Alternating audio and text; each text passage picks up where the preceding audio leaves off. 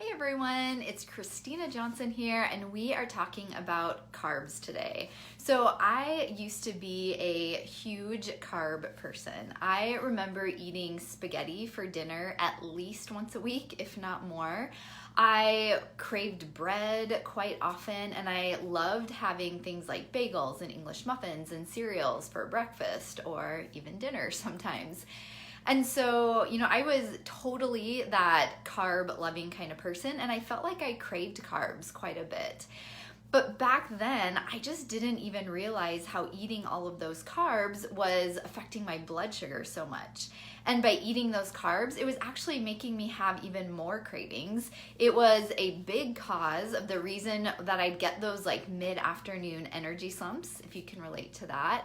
And I just didn't feel full often. And so I can see now that, the carbs I was choosing to eat was a big source of the problem there. And so I'm curious, first of all, click the like button if you can relate and if you are or used to be a carb person like I was. And so what I want to do today is talk just a little bit briefly first about why we need to be careful about the types of carbs and how many we're eating. But then really my goal today is to give you some good ideas for alternatives to pasta in particular. And if you want to know about alternatives to other different types of carbs, let me know in the comments. I can do future videos or posts about that as well. But today we're just going to focus on the pasta or noodle type of alternatives.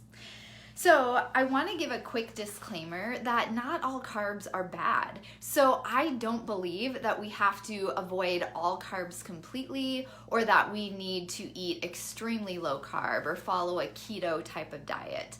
I think for most people, we can eat a moderate amount of carbs and still maintain a healthy weight for our body. But the trick is we need to be strategic about which types of carbs that we're choosing to eat and how many we're eating. Because for most people, we're eating the wrong carbs and we're eating way too many of them, and that's where it's a problem. So just to kind of help answer a few questions about how do you know which types of carbs are good or not, I want to just briefly explain what happens. Anytime you eat a carb, it doesn't matter what kind of carb it is, whether it's pasta or bread or a sweet potato or a piece of fruit or just straight up sugar. All of those different types of carbs, when you eat them, your body is going to digest them and break them down into smaller sugar molecules. So all the carbs you eat get broken down into sugar molecules that then enter your bloodstream and cause your blood sugar to rise. And we know our blood sugar can't get too high, that's dangerous, so your body releases insulin. And so what happens is insulin is a storage hormone. It takes that extra sugar out of your bloodstream, the glucose, and it stores it somewhere else in your body. So it's going to first try to store it in your liver or your muscles because that's just a good place for your body to get energy from when it needs it later.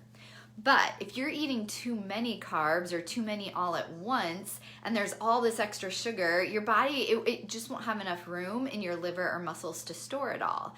So then your body will begin to convert some of that extra sugar into fat. It can be converted to triglycerides or into body fat. So it's really important when we are, wanting to maintain a healthy weight that we're not, spiking our blood sugar too much so that we have this excess of blood sugar in our bloodstream. The other issue is with carbs, we just need to be careful with what type we're eating. So carbs that are made from flour, like breads, pasta, muffins, bagels, all of those things made from flour, they get digested really quickly. So your body can break it down quickly, and that means that the sugar is going to hit your bloodstream more quickly.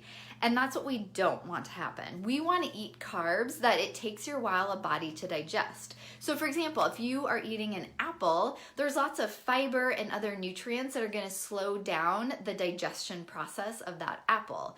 That means that the sugar is just going to slowly and gradually hit your bloodstream, and your body can handle that. But let's say you drink a glass of apple juice, for example. There's no fiber, there's nothing to slow down the digestion of that apple juice. So really, it's just gonna get broken down really quickly into sugar, and it's gonna hit your bloodstream really quickly and spike your blood sugar. And that's when it's more of a problem. So we just need to be careful and choose carbs that will get digested more slowly and have less of an impact on our blood sugar. I mean, because the other thing is when your blood sugar is spiking and dropping throughout the day, that's what causes you to have more cravings. And when your blood sugar is dropping, you're going to have energy slumps. You're going to just feel hungrier more often by eating those really highly processed refined carbs.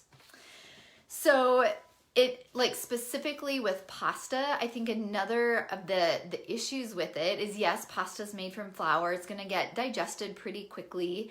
But think about when you're eating like spaghetti or lasagna or, any kind of pasta dish, how big of a serving is the pasta usually? I mean, usually there's quite a bit of it. And a serving size for carbs is usually about half a cup. So imagine having half a cup of noodles. Is that how much you usually eat in one serving? I mean, usually not. It's usually 2, 3, 4 times that amount.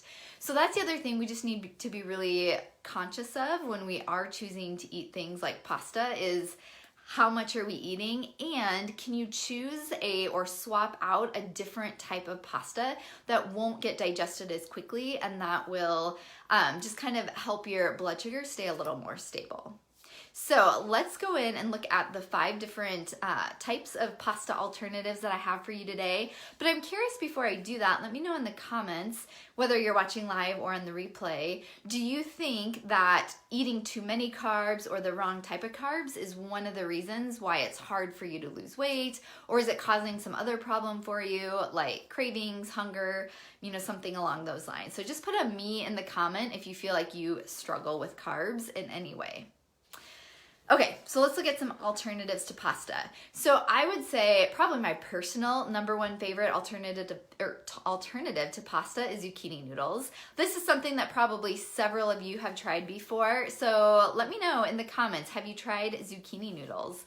I like them because I think they have a pretty mild taste, especially if you're putting any kind of like pasta meat sauce on it. You really don't taste them much. Or you could zucchini noodles, saute them with garlic and oil, and it'll have a pretty good flavor. So personally, I really like zucchini noodles. Plus, they're so easy to find anymore. I have a spiralizer and we will make our own usually, but you can also find them, in the frozen food section. You can find bags of zucchini noodles or other vegetables that are spiralized. So that can be a really good option for a pasta substitute is zucchini noodles. So if you haven't tried that yet, I would encourage you to give that one a try. Another one that I use often is spaghetti squash. So have you used spaghetti squash before? Let me know. Just put in spaghetti squash if you've tried it or not. But that one, again, it's easy to make. You just cut it in half and roast it in the oven for a while and then scrape out the noodles. And I feel like it has a pretty mild taste, and it's, fairly similar to pasta noodles, like at least how it looks. So, to the mind's eye, it's a little bit more appealing. So I really like spaghetti squash. Now here's the thing, when you're using a vegetable noodle substitute like zucchini noodles or spaghetti squash, number one, it's a benefit because it's not made from flour. And it's got fiber and nutrients in it. So your body is not going to break down. Those are both sources of carbs, but they're lower in carbs. And it's going to take your body a while to digest it, and that means less sugar is going to hit your bloodstream, and it's going to hit your bloodstream much more gradually. Plus, you're getting all kinds of other vitamins and nutrients from things like zucchini noodles or spaghetti squash. Okay, another one that I want to share with you, and this one might be newer to you, but that's kelp noodles. So I have only used these a couple times, but I really liked them. I thought they had a pretty mild taste. I used them once it was kind of like a casserole with like shrimp and other things in it, a creamy kind of casserole. And I thought it was really good. I couldn't really tell much of a difference, that it wasn't like normal pasta. So kelp noodles can be a fun one to try. I initially hadn't used them much just because I'd found them at Whole Foods and they were really expensive, but I've since found them on Thrive Market, which I've talked about before, and if I remember right, I think they were quite a bit less expensive there. The benefit of kelp noodles is that you're getting some pretty good minerals and micronutrients from it. It's a good source of iodine. So iodine is really important for our thyroid health, which a lot of women can struggle with. And when we switch to a clean eating diet, a lot of people stop using table salt and they use sea salt, which is amazing, great switch. But the one problem is table salt usually has iodine added to it. And that's honestly like one of the few ways that we get iodine in from our diet. So having kelp noodles is a great way to get a little bit of iodine in and support the thyroid.